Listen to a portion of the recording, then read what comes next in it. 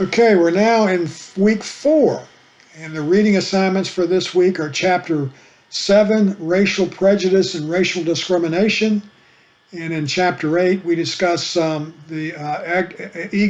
and the abuse of authority. They are the second and third root sins of criminal justice.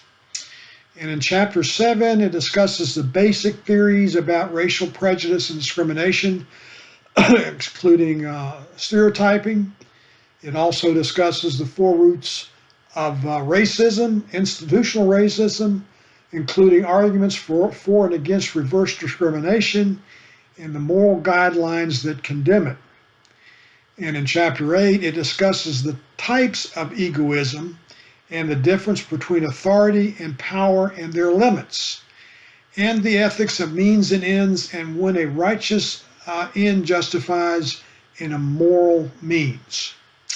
So those are the 2 chapters you'll be reading this week, and make sure you want to review the PowerPoint presentations for this week, and including the 5 incremental learning outcomes. And the assignments this week are the selected review questions for Chapter 7 and 8, which are due this coming Saturday. You'll have the second ethical dilemma, entitled "The Whistleblowers Breaking the Code of Silence." As the first, you want to my analysis of the whistleblowers will be available after next Monday. So be sure to read that to get to get a good idea of what I'm expecting. But also this week you have the midterm. And it opens Sunday at 12 a.m. and it closes midnight the following Saturday evening.